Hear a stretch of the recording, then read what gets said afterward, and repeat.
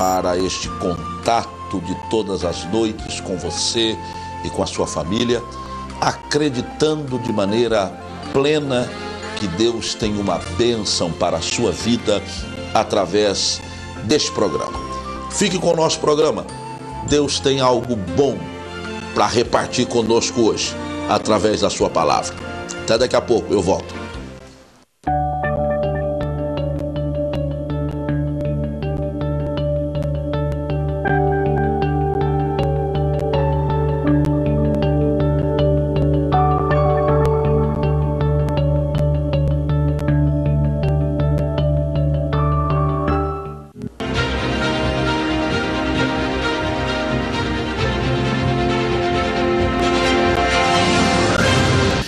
Queridos, não obstante Jesus habitar, e deixa eu abrir um parênteses aqui, habitualmente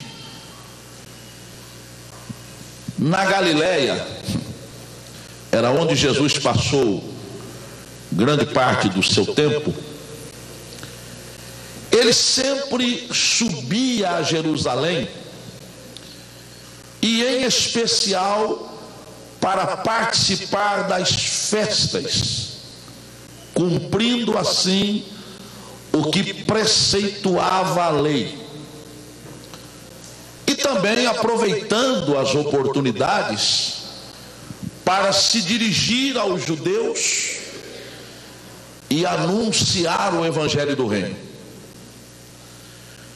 João diz aqui que Jesus foi a uma festa, ele não identificou qual foi a festa que Jesus participou. Porém, fica claro que Jesus não desperdiçou, não abriu mão, não ignorou a oportunidade que ele tinha de fazer ali um milagre como o fez. E além de fazer o milagre, mostrar aos judeus uma lição espiritual. Eu gostaria nesta noite de tomar este texto e não analisá-lo como um milagre, mas pedir permissão aos irmãos para que pudéssemos analisá-lo como uma parábola, embora não seja. O milagre aqui é real. Mas eu gostaria de pedir permissão aos irmãos para analisar este texto como se ele fosse uma parábola. E eu chamaria de uma parábola de salvação. À medida que nós formos desenvolvendo aqui o raciocínio, os irmãos vão entender o que eu estou querendo dizer com isto. Há três importantes ensinamentos neste texto bíblico. E estes ensinamentos dão a nós a demonstração de que a salvação de vidas está inclusa neste milagre de Jesus Cristo. Vamos analisar.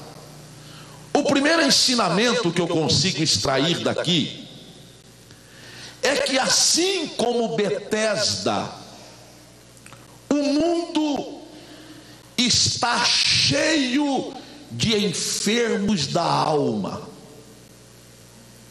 E eu acredito que a enfermidade da alma é muito mais grave do que a enfermidade do corpo.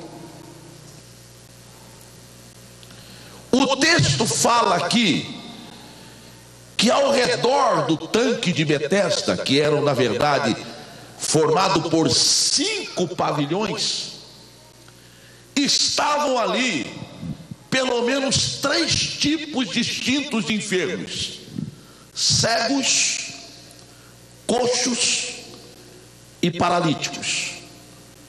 Se nós analisarmos no sentido espiritual essas 3 enfermidades, nós vamos chegar a um resultado muito interessante.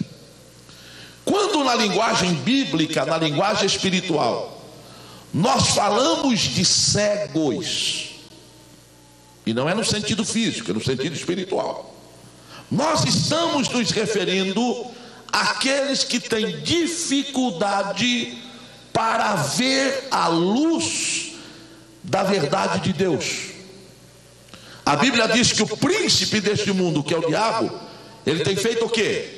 Ele tem cegado os olhos? Não, o entendimento das pessoas. Quando nós lemos uma expressão do apóstolo Paulo, e se eu não estiver enganado, eu vou confirmar aqui, no capítulo 4 da segunda epístola do apóstolo São Paulo, versos 3 e 4, a expressão que está aqui registrada diz assim, ó: mas se ainda o nosso evangelho está encoberto, para os que se perdem está encoberto, nos quais o Deus deste século cegou os entendimentos de quem? Dos incrédulos, para que não lhes resplandeça o quê? A luz do evangelho da glória de Cristo, que é a imagem de Deus. Então, quando nós falamos em cegos no sentido espiritual, nós estamos nos referindo àquelas pessoas para as quais ainda não resplandeceu a luz do evangelho de Cristo. Onde estão essas pessoas? Estão lá fora. São pessoas que ainda não reconheceram que Jesus é Senhor, não entenderam a importância de recebê-lo como Senhor. Eu glorifico a Deus, porque nós já tivemos o resplandecer desta luz na nossa vida. Nós já fomos alcançados pelo Evangelho de Cristo. Esta luz já brilhou no nosso coração, e hoje o nosso entendimento foi aberto para que reconheçamos a Cristo, o Evangelho do Reino de Cristo e a glória de Deus que se manifesta em nossas vidas. Segundo tipo de pessoas que tinham lá eram os coxos. Se os cegos é uma referência àqueles que não conseguem ver a luz da verdade de Deus, os coxos são aqueles que têm dificuldade para se firmarem em um só caminho. Tanto é que quando Elias enfrenta lá os profetas de Baal, qual foi a expressão de Elias? Lá no livro de, acho que é primeiro livro dos Reis, capítulo 18, se eu não estiver enganado, é isso? Primeiro livro dos Reis, capítulo 18. O que é que Elias diz? Quando ele vai se confrontar com os profetas de Baal, quando ele se encontra com Acabe, ele usa uma palavra de advertência no verso 21. O que é que ele diz? Então Elias se chegou a todo o povo e disse o quê?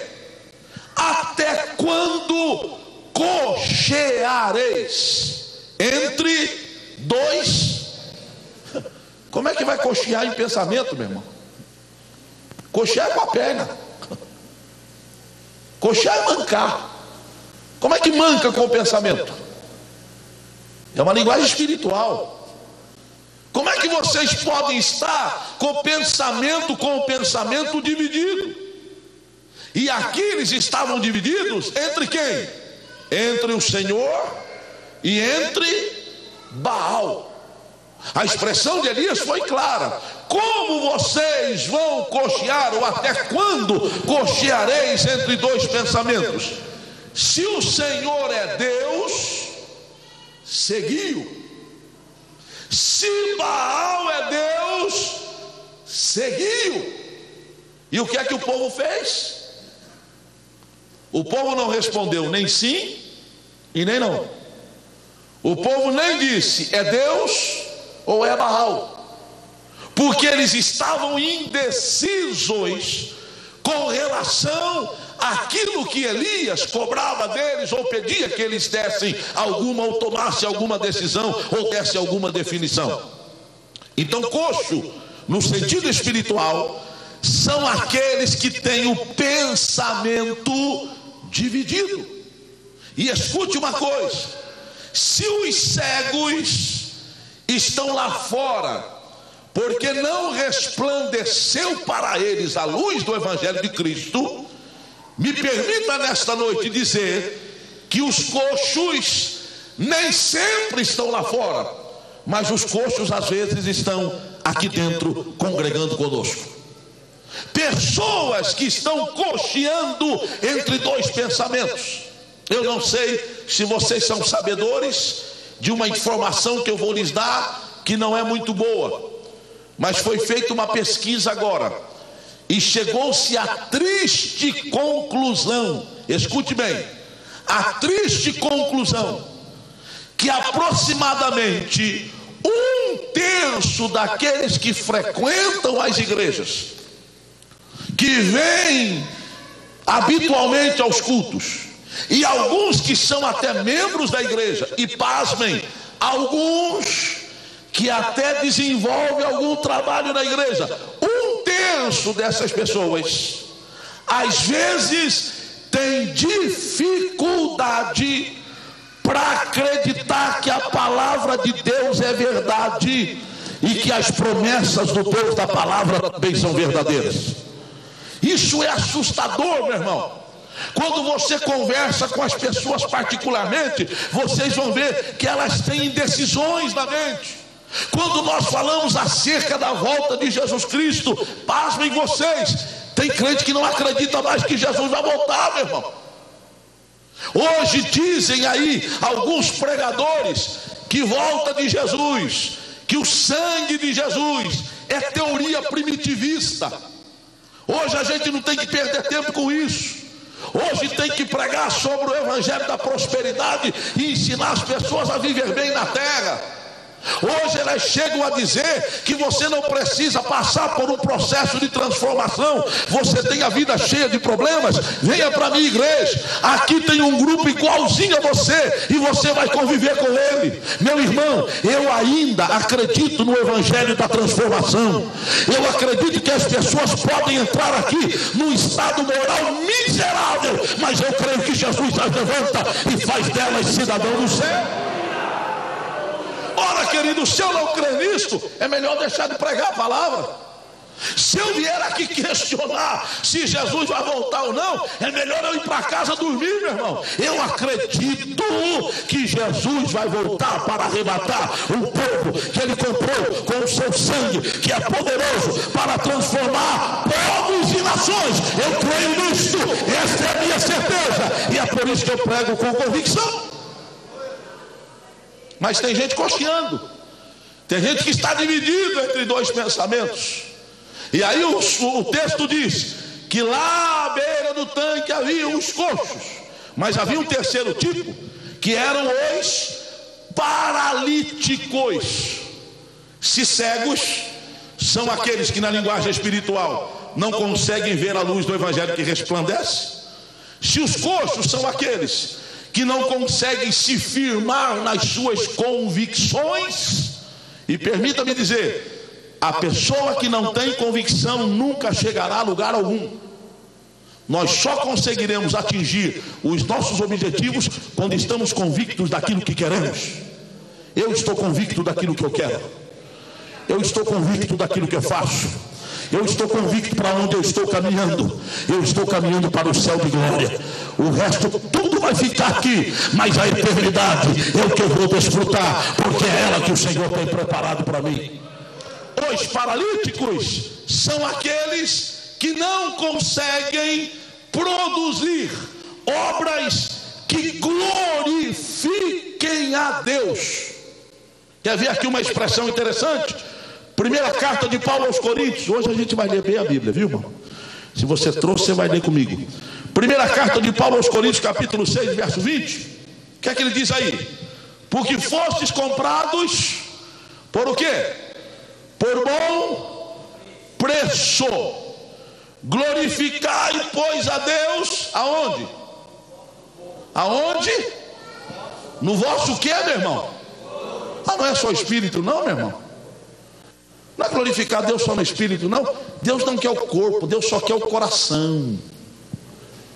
Não é essa mensagem que a gente ouve pregar aí? Deus quer o coração, meu irmão, o resto é resto. Aí Paulo diz: espera aí, glorificai, pois, a Deus no vosso corpo e no vosso espírito, os quais pertencem a quem? A Deus. Eu acho interessante que quando nós lemos essa expressão de Paulo, os gregos lá do século I, eles afirmavam que o corpo era de importância secundária.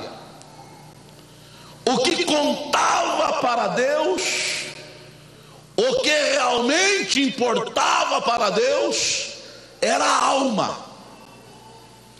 E dentro dessa teoria, eles estavam querendo, de maneira destrutiva, convencer as pessoas que o processo de santificação não era necessário.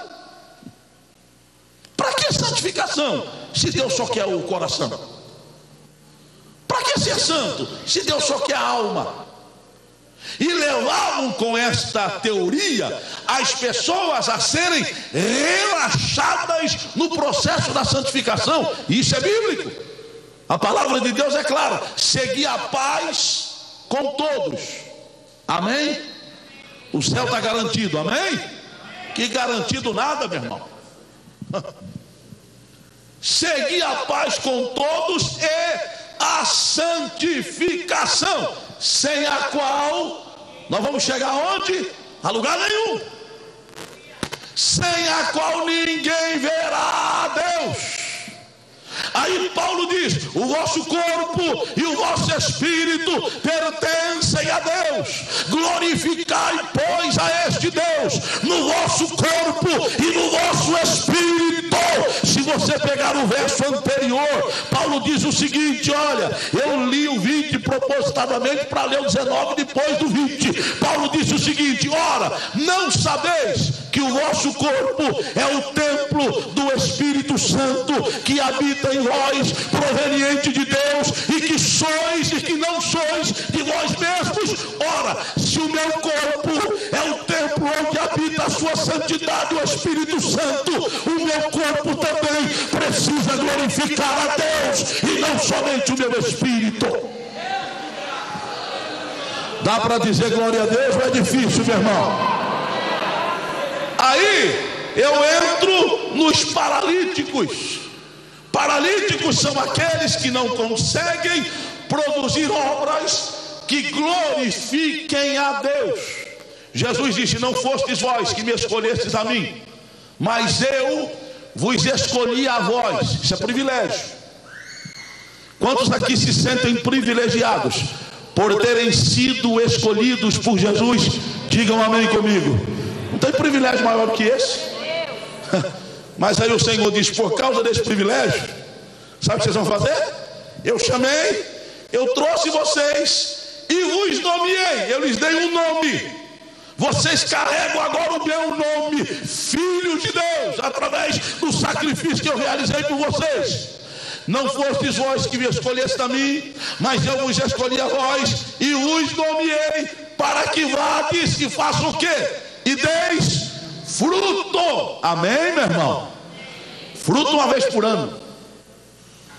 Vou propor aqui aos irmãos da Vila Guarani uma semana de santificação por ano. Que maravilha, pastor Amorim. Uma semana de santificação e estamos santificados pelo ano inteiro. Jesus disse: vos nomeei para que vades e deis fruto. Fruto de quando? De ano em ano? De estação em estação? Fruto todos os dias. Vocês se lembram quando Jesus encontrou aquela figueira na beira do caminho e foi procurar fruto nela e não tinha? Vocês se lembram? O que é que Jesus fez? Amaldiçoou a figueira, meu irmão. Se você levar aquilo dentro de um contexto histórico e temporal, vocês vão ver que não era tempo da figueira dar fruto. Por que Jesus vai procurar fruto no momento que não era para dar fruto? Porque Jesus esperava que lá tivesse algum fruto fora da estação. É uma linguagem espiritual, é um exemplo espiritual que Jesus nos deu. Crente não precisa dar fruto somente na estação que é para ele dar fruto. Ele precisa dar fruto a vida inteira, o tempo inteiro. O meu fruto, o seu fruto, primeiro, conta como glorificação a Deus. E segundo, é parte do nosso testemunho para que outras pessoas também sejam alcançadas por Jesus Cristo. Às vezes nós não conseguimos alcançar alguém com uma mensagem, mas nós conseguimos alcançar com o nosso testemunho. Às vezes nós não conseguimos alcançar alguém com o poder, irmão chefe, do convencimento, mas nós conseguimos através do nosso testemunho. Alguém está olhando para você, tem alguém aí fora que está observando os seus passos, tem alguém aí fora que está ouvindo o que você diz, tem alguém aí fora que está vendo o que você faz, as suas atitudes, as suas ações, os seus gestos, o seu comportamento tem que ser dignos para que pessoas se espelhem em você e reconheçam que você é diferente e saibam que você é diferente, porque você serve a um Deus que te fez diferente, e com isso pessoas serão alcançadas. Dá para dizer amém ou é difícil, meu irmão?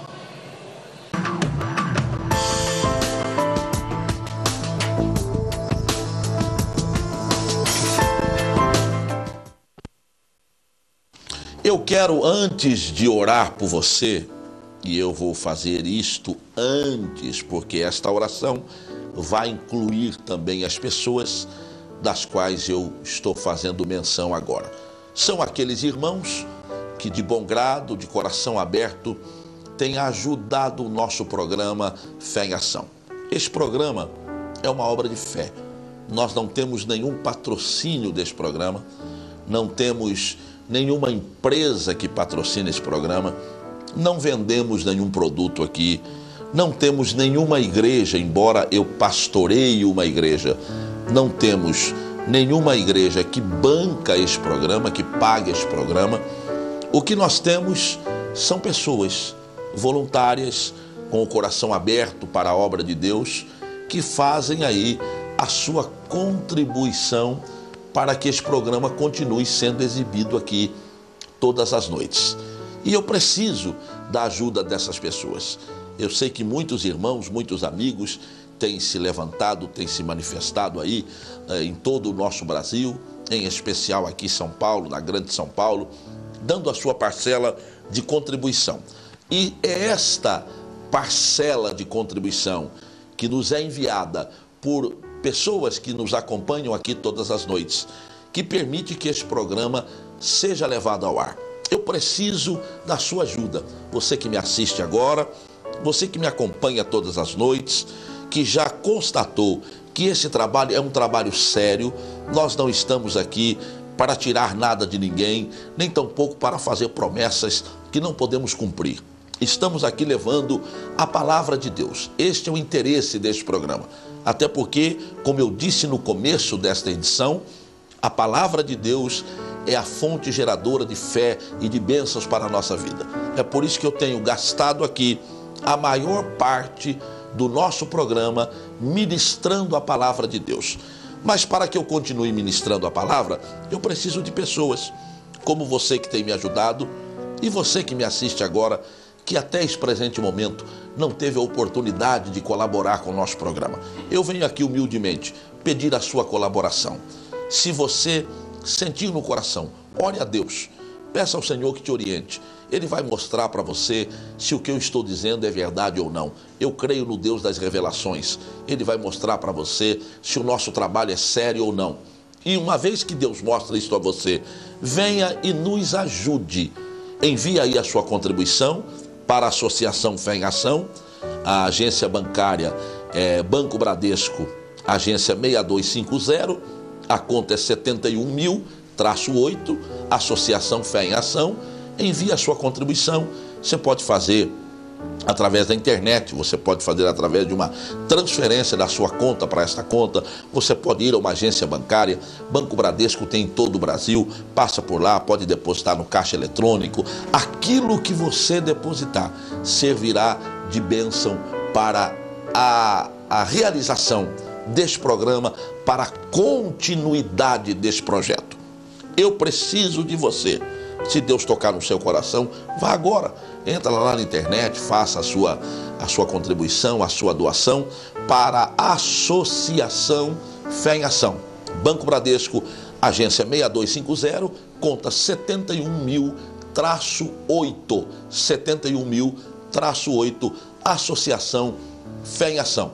Eu preciso da sua colaboração, eu preciso da sua ajuda. Eu vou orar agora em favor das pessoas que me assistem, aquelas que precisam de um milagre de Deus.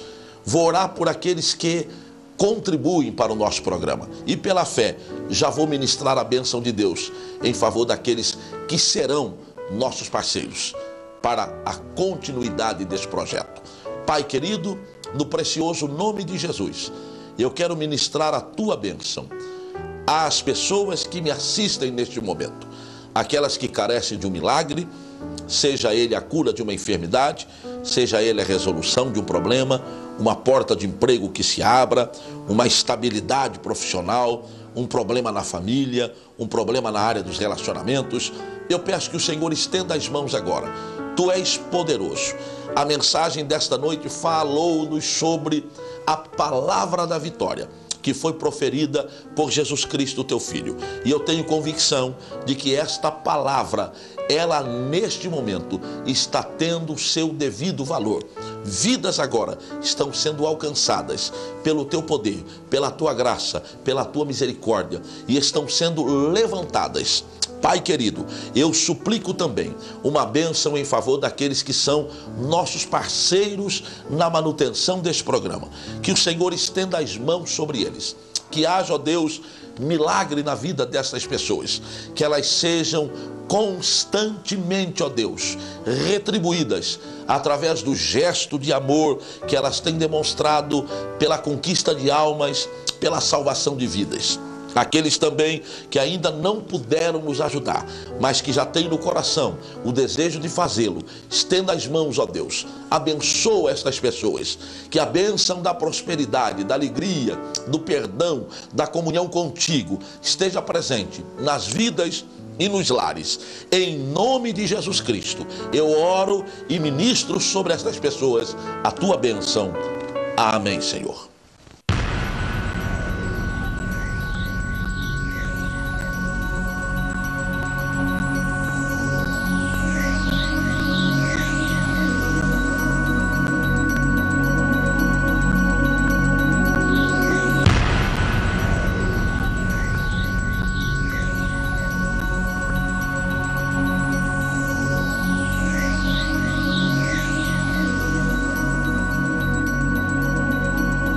Meu querido irmão, minha querida irmã, Deus te abençoe. Foi bom tê-lo conosco aqui no nosso programa de hoje. E eu espero lá a sua visita. A Assembleia de Deus do Ministério do Belém, que está na Vila Guarani. Eu espero você. Tenha uma boa noite de descanso, de um sono reparador. E nunca se esqueça que nós somos mais do que vitoriosos em Cristo Jesus. Uma boa noite. Deus abençoe.